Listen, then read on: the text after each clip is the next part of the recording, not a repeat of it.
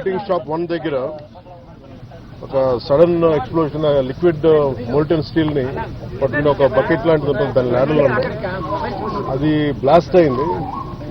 Blast అవడంలో దాదాపు నిన్న మా అందరికీ తెలిసింది దాదాపు 8 మంది చనిపోయారు, ఒక 6 మంది గాయపడ్డారు, తీవ్ర గాయాలని. సో వాళ్ళు 2 క్రిటికల్ కండిషన్ లో, 6 మంది ఇంకా మేజర్ క్రిటికల్ కండిషన్ లో ఉన్నారు. వాళ్ళు ఎలా ఉంటారనేది మనస్ఫూర్తిగా మేము బాగుండాలని ఆకాంక్షిస్తున్నాం. వాళ్ళని కూడా పరామర్శకెళ్తాం. అలాగే ఇంకొక 2 ఇప్పుడే ఇందాక ఇంట్లో చూసి రావడం జరిగింది. వాళ్ళ ప్రాణాపాయానికి బయటపడ్డారు. ఇందాక లోపలికి పోయి మొత్తం చూస్తూ ఉంటే కార్మికులు కూడా కొంతమంది ఇంటరాక్ట్ అయ్యారు. సో వాళ్ళతో కూడా మాట్లాడుతుంటే ఎలా జరిగింది ఏంటి అంటే వాళ్ళు అంతకు ముందు రోజు కూడా ఇంకా పక్క దాంట్లో ఇలాంటిది ఏదో జరిగింది కానీ అది నైట్ టైం ఎవరు లేకపోవడం వల్ల ఒక తెలియలేదని అన్నారు. ఇది బేసిక్ ఇది ఎంత సేఫ్టీ ప్రోటోకాల్స్ ఎంత జరిగినాయి, ఎంత మెయింటైన్ చేశారు సేఫ్టీ ప్రోటోకాల్స్. అలాగే మేజర్ కనిపించేది అప్గ్రేడేషన్ ఆఫ్ స్టీల్ ప్లాంట్ మేజర్గా చూస్తున్నాను. ఇప్పుడు దాకా నేను దారిలో నిన్న నుంచి అడుగుతా ఉన్నాను, అసలు ఇలాంటి సంఘటన ఎక్కడైనా జరిగిందా, ఇంతకుముందు జరిగిందా అంటే లాస్ట్ 33 years 36 years ఎక్కడ జరగలేదు ఇలాంటి ఇన్సిడెంట్ అని చెప్తా ఉన్నాను. నాకు వచ్చిన ఇన్ఫర్మేషన్ ఇలాంటి పర్టికులర్ స్టీల్ ప్లాంట్ బిలాయ్ ఉంది కానీ మిగతా అన్ని కొంచెం డిఫరెంట్ స్టీల్ ప్లాంట్స్ మెషినరీ కానీ వాటి అప్గ్రేడేషన్ కానీ కొంచెం డిఫరెంట్ గా ఉంటుంది. దీనికి లాగా ఉండేది ఒక బిలాయ్ తప్ప మిగతాయి కొత్తగా ఉంటాయి. అదే ప్యారలల్ గా మిగతా చోట్ల ఎక్కడ జరుగుతున్నాయని. చైనాలో కూడా జరిగింది కానీ ఇంకొక ఫ్రాన్స్ లో కూడా జరిగింది కానీ ఇలాంటి సంఘటన అయితే జరగలేదు. ఈ పర్టికులర్ ల్యాడల్ ఈ మోల్టెన్ లావాని క్యారీ చేసే బకెట్ చేసే ల్యాడల్ ఉన్న బకెట్ ఇప్పుడు బ్లాస్ట్ అవడం చూడలేదు, ఇప్పుడు జరగలేదని చెప్తా ఉన్నారు. అప్పుడు ఒక డిఫరెంట్ బ్లాస్ట్ జరిగింది, బట్ ఈ కైండ్ ఇప్పుడు జరగలేదు. అందుకని ఇప్పుడే బొకారో స్టీల్ ప్లాంట్ నుంచి నాకున్న ఇన్ఫర్మేషన్ ఒక 3 men కమిటీ ఒకళ్ళు వచ్చి ఫామ్ చేస్తే వాళ్ళు ప్రిలిమినరీ ఇన్వెస్టిగేషన్స్ కూడా వస్తారు. ఏ నేపథ్యంలో జరిగినాయి, సేఫ్టీ ప్రోటోకాల్స్ ఎలా ఉన్నాయి, సేఫ్టీ ఆడిట్ ఎలా జరిగింది, ఇవన్నీ పరిగణలో తీసుకొని వాళ్ళు చేశారంటే ఇవన్నీ సీరియస్ ఇష్యూస్ కాబట్టి కూర్చోబెట్టి ఒక ప్రెస్ మీట్లో ఇది ఒక ఎమోషనల్ గానో ఏదైనా కూర్చోబెట్టి సడన్ గా ఒక మాట అనేకూడదు. అది మా అందరి మీద బాధ్యత ఉంది. అందుకని ముందు ప్రభుత్వ పరంగా కానీ మొత్తం అసలు ఒక్కొక్క రెగ్యులర్ ఎంప్లాయీస్ ప్రాణాలు కోల్పోయిన వాళ్ళందరికీ కూడా 1,72,00,000 వారికి అందజేయడం జరుగుతూ ఉంది.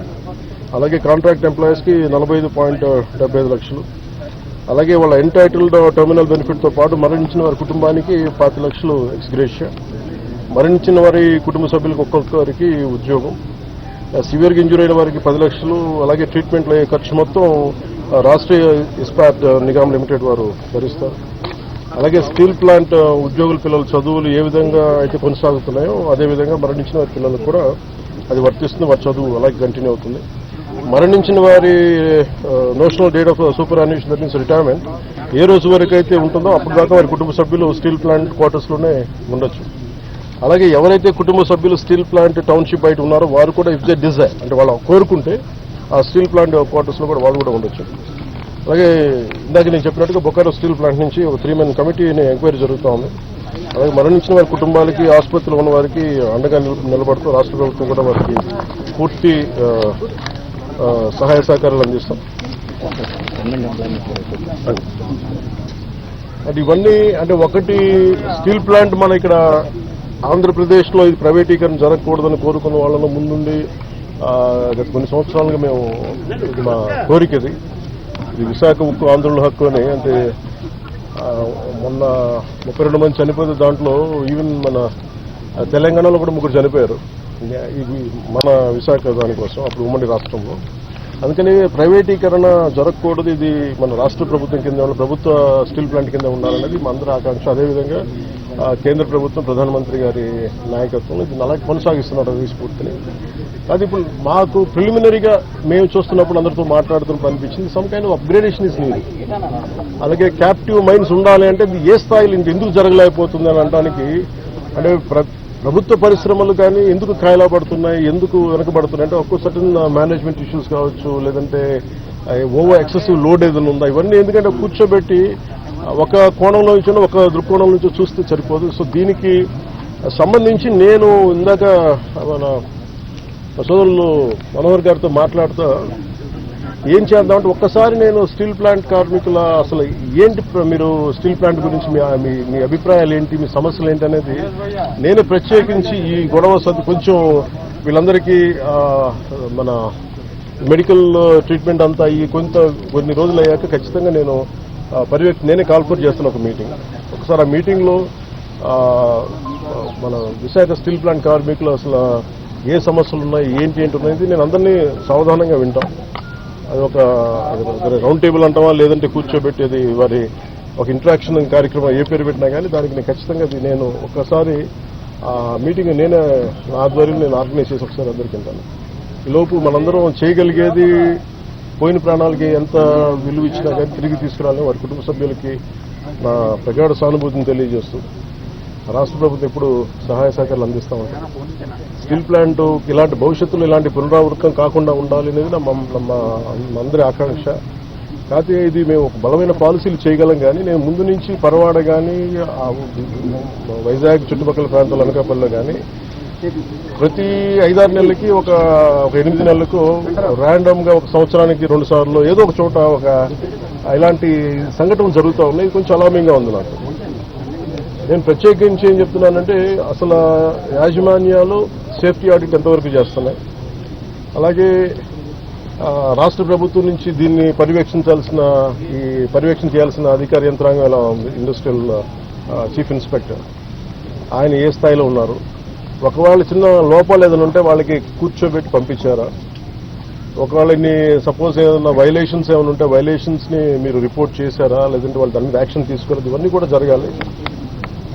అంటే నాకు ఇందాక చెప్పినది ఎంతవరకు వాస్తవాలు నాకు తెలియదు, జస్ట్ ఒక ఆన్ హ్యాండ్ ఇన్ఫర్మేషన్ చెప్తా ఉన్నా. ఇక్కడ వైలేషన్స్ ఉన్నాయి, మేము ఒక ఫ్యూ మంత్స్ బ్యాక్ చెప్పాం, 6 months బ్యాక్ కూడా తెలియజేసాం, ఎవరో రెస్పాండ్ అవ్వలేదు అంటే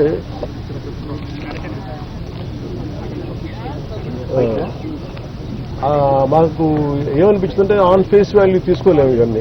సో అందుకనే దీనికి కీలకమైన కారణాలు ఏంటి, the exact causes and investigation the detail enquiry has been initiated to ascertain the reasons and fix responsibility. అంటే ఎవరైతే నాకు ఆఫ్ హ్యాండ్ గా చెప్పారు ఇవన్నీ కూడా కమిటీకి నివేదిక ఇచ్చినప్పుడు ఖచ్చితంగా దాంట్లో పరిగణలో తీసుకుంటారు. ఎందుకంటే ఇది కూర్చోబెట్టి నేను ఇది పొలిటీషియన్స్ కానీ లేదంటే నా పదవి నాలాంటి అంటే దీనికి మేము పై స్థాయి నుంచి చూడగలం తప్ప దీన్ని లోతుపాతులు అర్థం చేసుకునే ఒక అధ్యయన బృందమే వాళ్ళు దీంట్లో ఎక్స్పర్టీస్ ఉన్న వాళ్ళే మాట్లాడాలి దీని గురించి. కాకపోతే నా ఇంటెన్షన్ ప్రతిసారి ఏంటంటే ప్రతిసారి ఇలాంటి దుర్ఘటన జరిగినప్పుడల్లా మనం బాధపడుతున్నాం కానీ పునరావృతం కాకుండా ఏమేం చేయగలగాలి, ఎలాంటి చర్యలు తీసుకోవాలి, ఇది మటుకు ఇది నిరంతర పహారా. ఇది అంటే ఇది ఒకసారి నిర్లక్ష్యం కూడా కాకపోవచ్చు, ఒకసారి మెటల్స్ వాటి తీసుకునే వాటి ప్రభావం ఎలా ఉంటుంది, వాటి యాక్షన్ ఎలా ఉంటుంది, వాటి రియాక్షన్ ఎలా ఉంటుంది, always it is certain accident జరుగుతూ ఉంటాయి. It always surprises. అంటే ఎంతమంది మేధావులు కూర్చున్నా కానీ శాస్త్రవేత్తలు కూర్చున్నా కానీ వాళ్ళు ఎప్పుడు అర్థం చేసుకోవడానికి ఒక కొత్తది సంఘటన జరుగుతూ ఉంటుంది. ఆ కోణంలో కూడా చూడాలి. ముఖ్యంగా కెమికల్ ఇండస్ట్రీస్ కానీ పరవాడలో కానీ ఇవి ఒకటికి యాజమాన్యాలు 1కి 10 సార్లు చూసుకోవాలి. అందుకని ఇలాంటి పునరావృతం కాకుండా ఉండాలని మనస్ఫూర్తిగా మేము అందరం కోరుకున్నాం. మరోమారు నేను మీకు మాటిస్తున్నాను, స్టీల్ ప్లాంట్ కార్మికులందరితో కూడా నేను ప్రత్యేకించి కూర్చుంటాను. ఒక అవసరమైతే ఒకే రోజు అందరూ తీసుకోలేను కాబట్టి ఒక కనీసం అటెస్ట్ నుంచి ఒక 4-5 గంటలు కూర్చుంటాను. ఇంకే నీడెడ్ అవసరం అనుకుంటే ఇంకో రోజు కూడా దీన్ని ఎక్స్టెండ్ చేసుకుని నేను దీని మీద నేను మీ సమస్యను సంపూర్ణంగా అర్థం చేసుకోవడానికి దాన్ని ముందుకు తీసుకెళ్ళాను. ఎప్పుడు చేస్తారు సార్ ముందు ఇదంతా అవనివ్వండి. అంటే ఇప్పుడు ఈ కమిటీ ఏం లేదంటే నాకు రేపేం చెప్పేసి ఎల్లుండి అని చెప్పేసి, కానీ నాకేంటంటే ఇప్పుడు కమిటీ వస్తుంది బుకారం స్టీల్ ప్లాంట్. ఆ కమిటీ అంతా వచ్చిన తర్వాత ముందు దీని మీద ఒక సంపూర్ణమైన ఒక స్పష్టత వచ్చిన తర్వాత దాని తర్వాత తీసుకుంటాం. స్టీల్ ప్లాంట్ ప్రైవేటీకరణ కాకుండా కాపాడుతూ ఉంటున్నారు కానీ సొంతదారులకు కేటాయించకుండా అది ఎలా సాధ్యం అవుతుంది? ఇప్పుడు మీరు ప్రశ్న ఎప్పుడు ఏం చేస్తున్నారంటే, నేను లాస్ట్ టైం కూడా ఇక్కడికే వచ్చాను, నేను ఎంటైర్ యూనియన్స్తో మాట్లాడాను. నేను ఆ రోజు అందరినీ చేతులు ఎత్తమని అడిగాను, ఒక్కళ్ళు చేతులు ఎత్తాను. ఆ రోజు ఢిల్లీ తీసుకెళ్తాను రండి క్యాప్టివ్ మైన్స్ గురించి అంటే అందరూ కన్వీనియంట్గా ఆ రోజు ఒక్కళ్ళు చేతులు ఎత్తారు. అంటే మీరు ఇండివిజువల్ పార్టీ పాలిటిక్స్ మీరు కలెక్టివ్ గా స్టీల్ ప్లాంట్ మాది అనుకుంటే irrespective of party verticals or wing verticals పక్కన పెడితే మీరు స్టీల్ ప్లాంట్ కార్మికులు బాగు కోరుకోవాలి, ఇది బాగుండాలి, ఇది విశాఖ ఉక్కు, ఇది ఆంధ్రుల హక్కు అనే మీరు పదాన్ని నిజంగా మీరు ముందుకు తీసుకెళ్లాలి స్ఫూర్తినంటే, నేను ఆ రోజున ఇదే దాంట్లో గత వైసీపీ ప్రభుత్వం ఇది అమ్మేస్తానంటే మేము వచ్చి కూర్చొని కొట్లాడాలి. అదే దాన్నే నివేదిక రూపంలో నేను మన హోంమంత్రి గారికి తెలియజేశాను. అది మీరు చూస్తే వెంటనే దాన్ని ఆ ప్రైవేటీకరణ కూడా ఆగి ఈ రోజు ఇక్కడికి వచ్చింది. ఇది మేమందరం సమిష్టిగా చేశాం, మాట్లాడాం. కాకపోతే ఏమవుతుందంటే దీన్ని క్యాప్టివ్ మైండ్స్ అంటే మరి ఇంతకాలం ప్రాబ్లం ఏమవుతుందంటే సార్, మీరు మాట్లాడుతున్నప్పుడు నన్ను అడగగలరు. అంటే మీ సమస్యలు మోసేవాడి మీద మీరు ఒక పంచింగ్ బ్యాగ్ లాగా అంటే మీరు అంటున్నారు కదా, జనరల్ నేను జస్ట్ పర్సెప్షన్ చెప్తా ఉన్నా. ఎవరైతే బాధ్యతలు తీసుకుంటారో వాళ్ళ మీద ఎక్కువ ప్రశ్నలు వస్తాయి తప్ప అడగాల్సింది ఎవరు? ఒక 5 సంవత్సరాల నుంచి వాళ్ళు ఉన్నారు. దానికి ముందు కాంగ్రెస్ ప్రభుత్వం ఉంది, ఆల్మోస్ట్ క్లోజ్ టు 10 years. ఇది అప్పటి నుంచి చేయాల్సింది. ఇవన్నీ వారసత్వపు ఇష్యూస్గా వచ్చినాయి, లెగసీ ఇష్యూస్గా వచ్చేసినాయి. నాకేముంది, నేను ఏ సమస్యల నుంచి మేము పారిపోవడానికి లేదు. ఉన్నది వాస్తవాలు చెప్పి అర్థం చేసుకొని దానికి ఒక పరిష్కార మార్గం ఎతకడానికే మేము సంపూర్ణ సర్వ ప్రయత్నం చేస్తాం. మీరేదో అడుగుతున్నారు సార్, టెక్నికల్ గా ఉన్న వాళ్ళని తగ్గించేసి అడ్మినిస్ట్రేటర్స్ తో రన్ చేస్తున్నారు. పని ఒత్తిడి కూడా కార్మికుల మీద ఉంది, నిర్వహణ లోపం చాలా ఎక్కువగా ఉంది అనేది కూడా లోపల పనిచేసిన కార్మికులు వాళ్ళు అంటున్నారు. ఇది మీరు అడిగిందే నాకు చెప్పారు. కాకపోతే ఇది ఏంటంటే ఇది మనం నేను దీనికి సంబంధించి అనుభవం ఉన్న వ్యక్తిని కాదు. కాకపోతే నేనేం చేయగలను, ఇప్పుడు మీరు అన్నది ఎంతవరకు అనేది నేను పబ్లిక్ తీసుకెళ్ళగలను. లేదంటే రేపు పొద్దున్న విచారణ ఈ కమిటీ ఏదైతే వస్తుందో వాళ్ళకి మేము చెప్పగలం.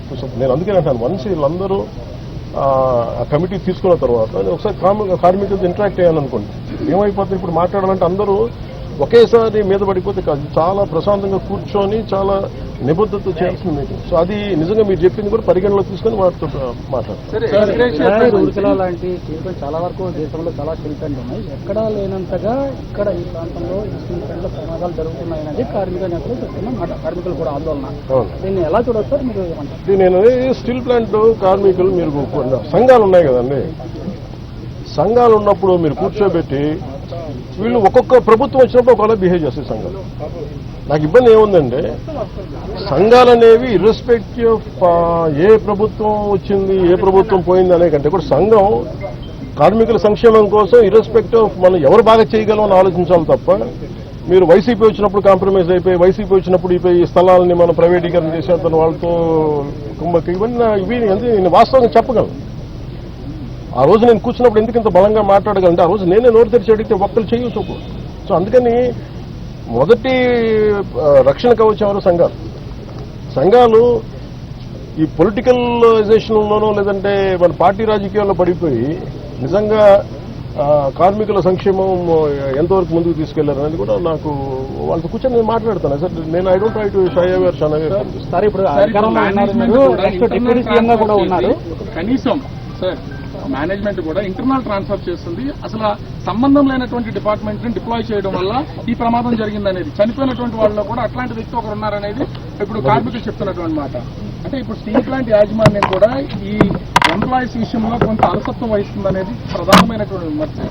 దీని మీద అసలు ఏమన్నా మేనేజ్మెంట్ తో మాట్లాడడం కానీ కేంద్రంతో ఇవన్నీ సార్ ఇవన్నీ కూర్చోబెట్టి మనం ఇలాంటి సంఘటన జరిగినప్పుడు మాట్లాడతాం. సంఘటన జరిగినప్పుడు అన్ని బయటకు నేను అంటానంటే who the first line of defence ఇక్కడ మీరు చెప్పండి. ఫస్ట్ లైన్ ఆఫ్ డిఫెన్స్ ఎవరు? కార్మిక సంఘం, యూనియన్స్ వాళ్ళ పనులు సరిగ్గా చేస్తున్నాయా లేదు ఇవన్నీ వాళ్ళు మాట్లాడాల్సిందే. వాళ్ళు ఆ రోజు నేను వచ్చి కూర్చున్నప్పుడు ఒక్కరు నేను ఇదే చెప్పాను, నాకు ఇన్ని సమస్యలు ఉన్నాయి. ఓకే మన అందరం కింద పడతాం, మీద పడతాం, వెళ్తాం, 10 సార్లు నెగోసియేషన్ జరుగుతాయి. అసలు సమస్యని మీరు ఇవన్నీ చెప్పకుండా మీకు అన్యాయాలు జరిగిపోతున్నాయి ఇవి జరిగిపోతున్నాయంటే నేను అనేది ఏంటంటే మీరు ఒక లాజికల్ గా ఒక రేషనల్ గా మాట్లాడకుండా పూర్తి ఎమోషన్ మీదను ఇలా కూర్చొని మాట్లాడితే కాదు. కూర్చోబెట్టి మన